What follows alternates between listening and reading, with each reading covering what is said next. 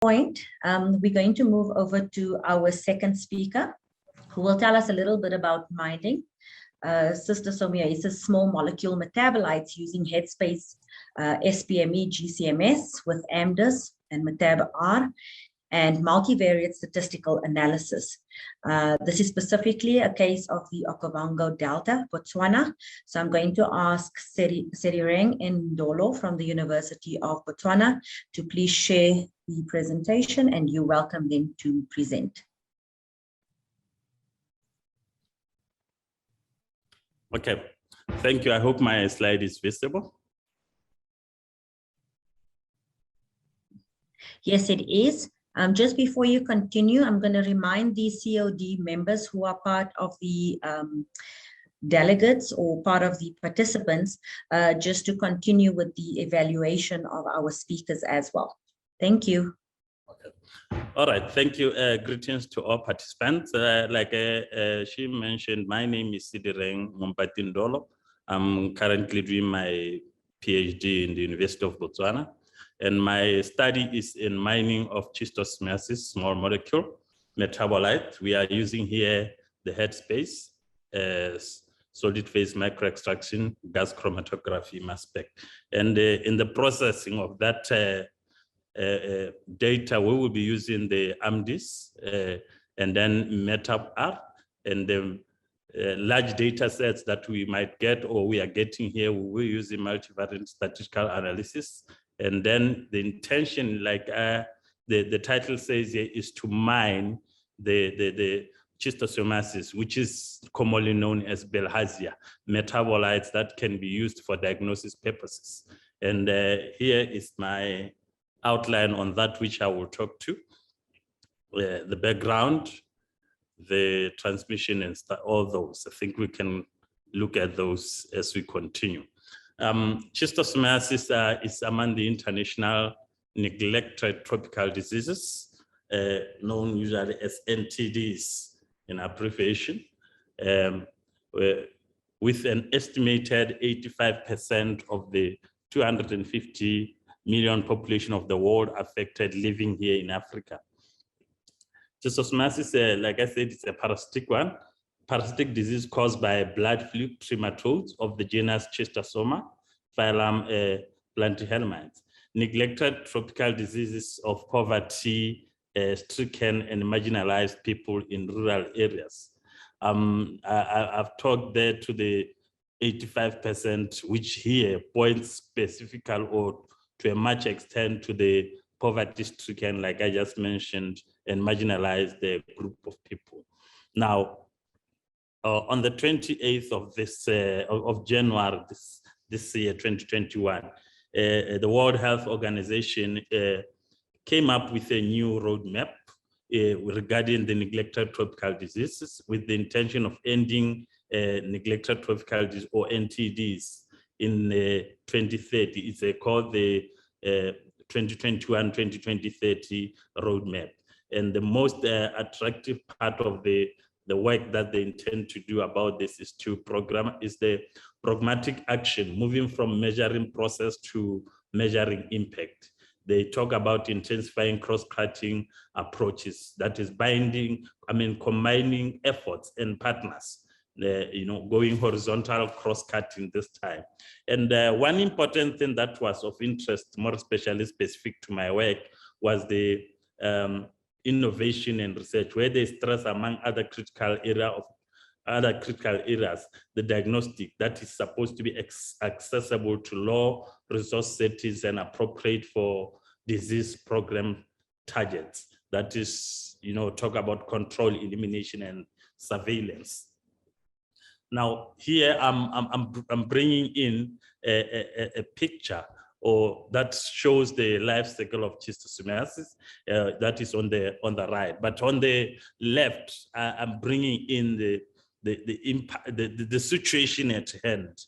This photo on the left was just taken as 2020, but look at how schistosomiasis is affecting people. And this photo was actually snapped in the Okavango River by Maung in the northwest of Botswana.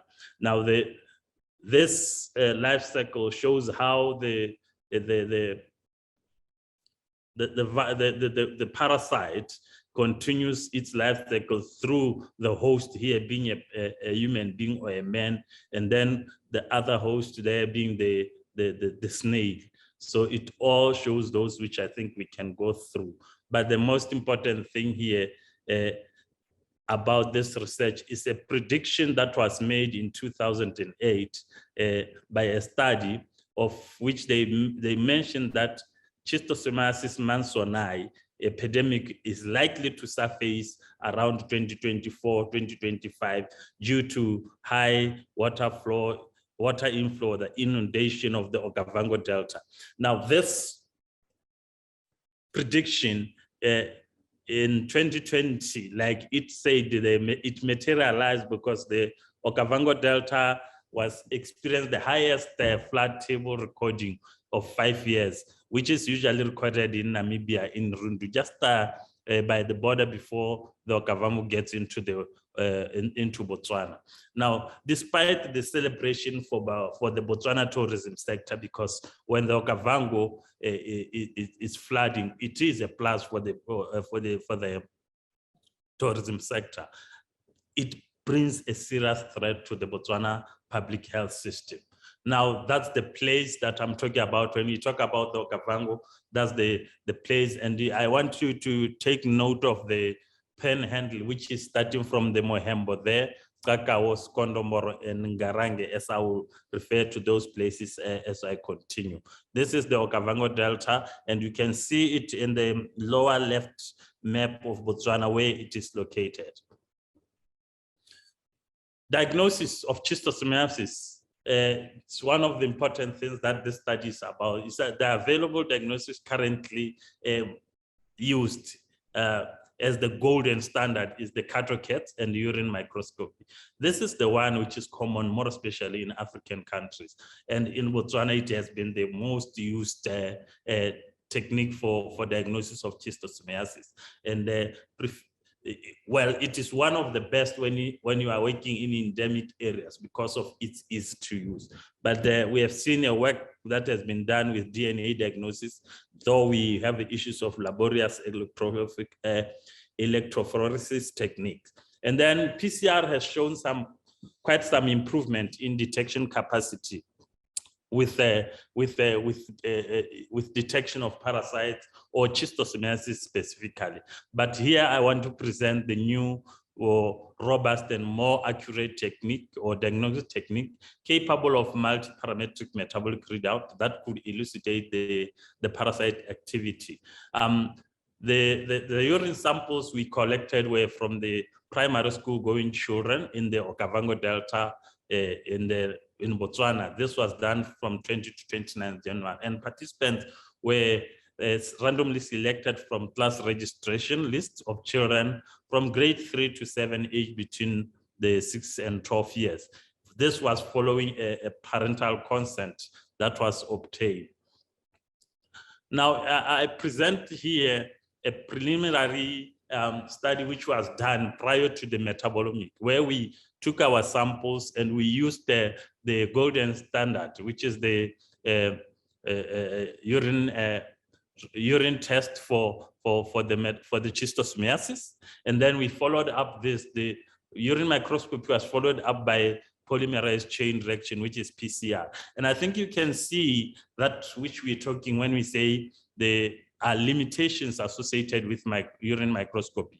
Look at the Sekondomboro number of urine samples which were used. There were 68, and the number of positive when you're using microscope, we just got 1. And when we ran the same sample with PCR, 9 positives were identified. But there was something different about Sepopa. Sepopa, all their samples tested negative for schistosomiasis. And as you go down, you can see that most of the tests for microscopy showed quite a small number compared to when you are using a PCR. Now, as mentioned earlier in my title, here we are dealing only with volatile samples, and we employed the use of the SPME, solid microextraction. and here, what I want you to observe is the temperatures that we are using. We had 328 kelvins to establish an equilibrium before we introduce the fiber, where the volatile samples would attach or onto the fiber, and then we take that to the GC, where we dissolve all the metabolite into the GC at a temperature of 523. And this took about 30 minutes to do that. That's just a schematic diagram trying to show you the scenario from Okavango and I working on the sample and the GC-MS instrument that I used. And then the main objective here was the mining of the metabolite. Metabolic identification was performed using the GC-MS and productive chem station data files from the samples. And this generated a .d file format, which of course, after it had to be changed or changed into the .cdf files that is that can be handled by AMDIS and Metab R. Now, that's the GC. Now, this is the flow chart for the data processing. All the data which were D files were converted to the CDF files and then were processed using the AMDIS the AMDIS software. Now, here you can see that when converting from .da to CD file using the productive chem station, the AMDIS, we ran individual samples and then we produced the data, which were metabolites, and we created a library where we store all this data. And then later on, we did a batch job on AMDIS to produce all those metabolites. And then at the end of the day, the AMDIS gave us a text file, which was then ran using the Metab R. The Metab R report was also produced after running all this. That is the AMDIS data processing snapshot. I think on the far right, you can see some of the metabolites that were identified with this after evoking the small library, or what we call the target library, because we are using the NIST library here and the target library. But for NIST to execute, we needed to evoke first the target library, and then that's when you can run your sample or search the NIST for the metabolite. And this is what we managed to see. And then this is the Metab R, which we are running as a semi-automatic approach. And then this is where now much of the work that has been done by AMDIS were then recalculated for corrections of some of the things using the Metab R. Data sets produced by AMDIS manipulated in order to create data matrices that can be fed directly into other statistical analysis software, such as MINITABs and so on. That the Metab R, just like I said before, was used to recalculate peak intensities, display peak area, remove false positive, and normalize by internal standard. Of course, you can normalize by biomass, but since we are working, we are using an internal standard. Actually, I was using an internal standard, so I normalized by an internal standard. And these are the metabolites that we are able to see. I want you to note those in white.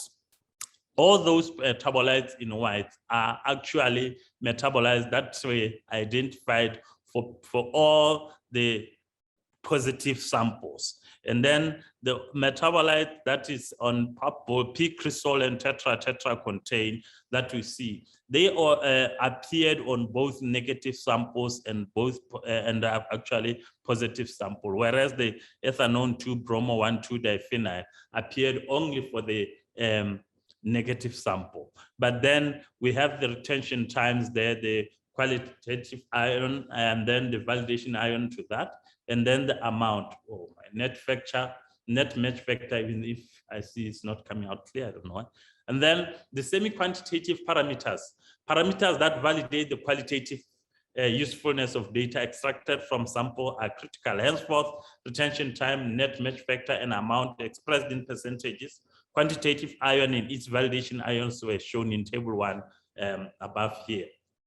Net match factor here is the final quality value between the component and the library spectrum. This should be above the minimum match factor, which we here used at 70%, and perfect match will show a maximum of 100%. Amount in the deconvolution component area relative to the total, that is amount, is the deconvoluted component area relative to total ion count for the entire chromatograph.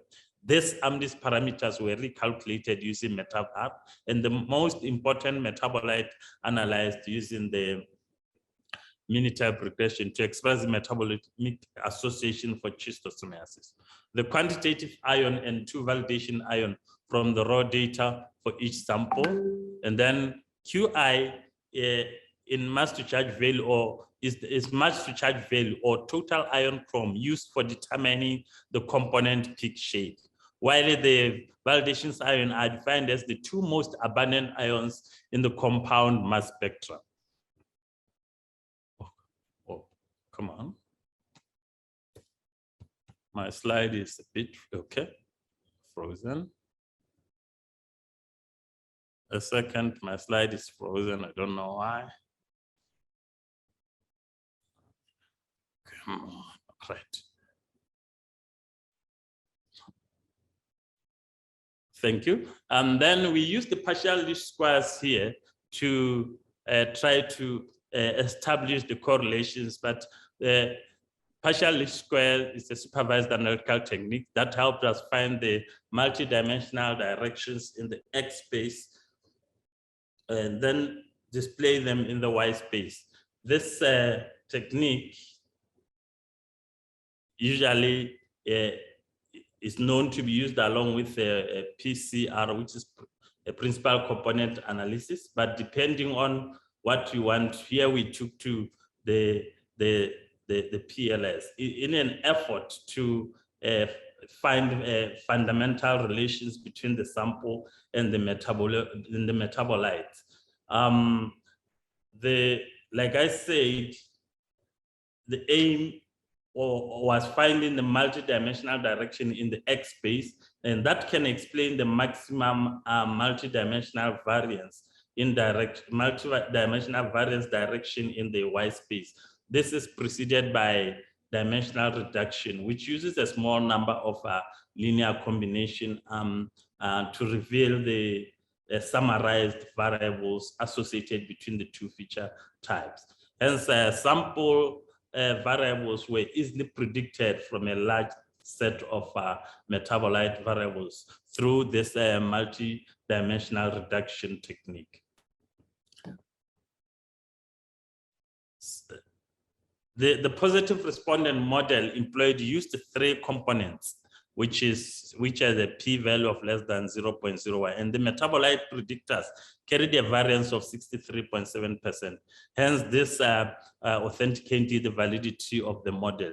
An in-house decoding system was used for the identification of the identified volatiles as a representation of the tabulated metabolite names as seen earlier on there in table 1.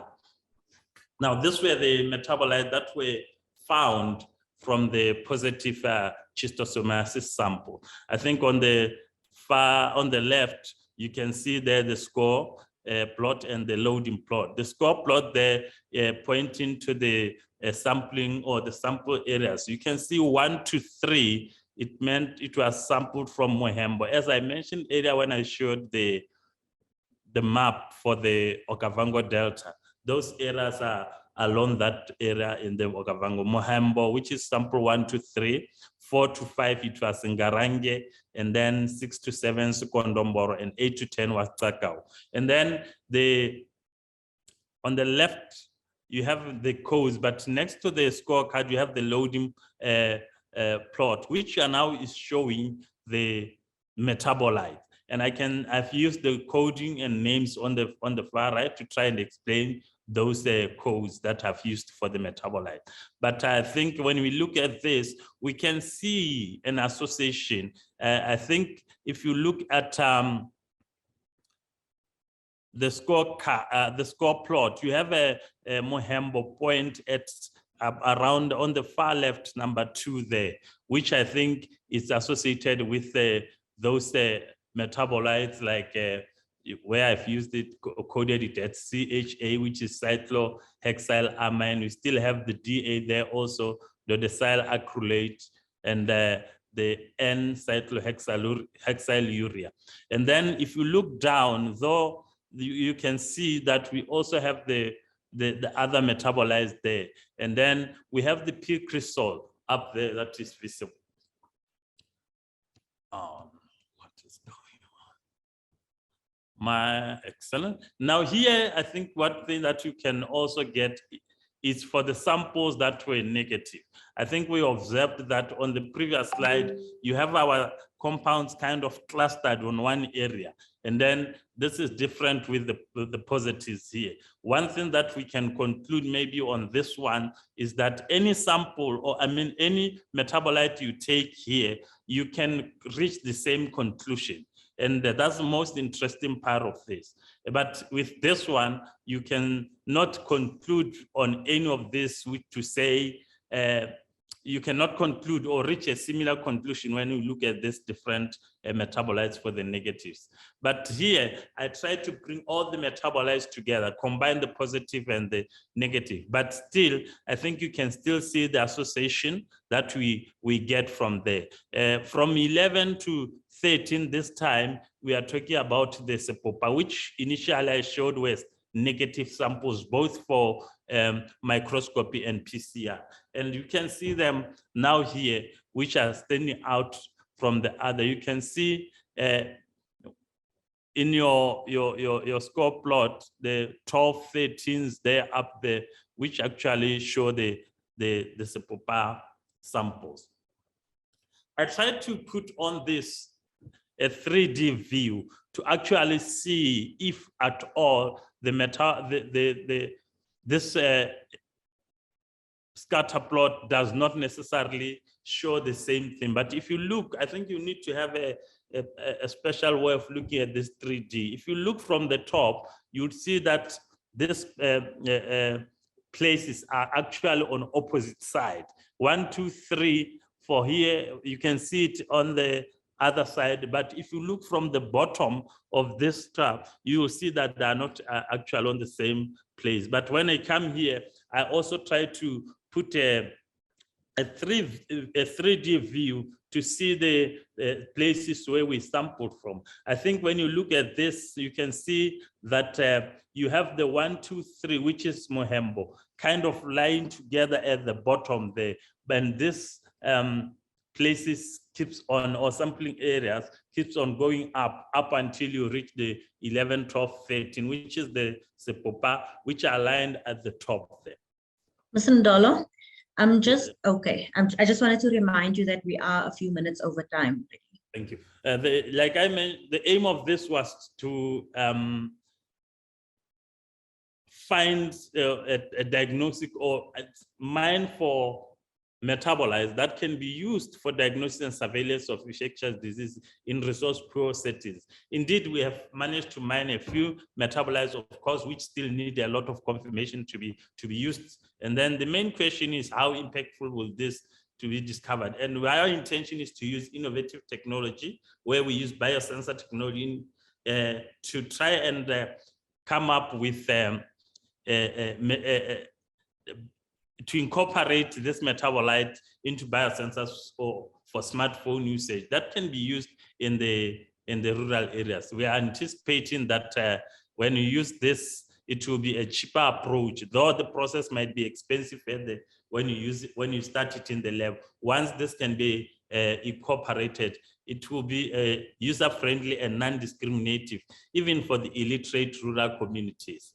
Let me acknowledge the following, which is Prof. Sichilongo, Phaladze, Dr. Zachariah, Prof. Kwenga, and this was funded by NIHR, TIBA, and I would like to thank the University of Botswana and Botswana Open University for their support. Thank you. Thank you so much for that.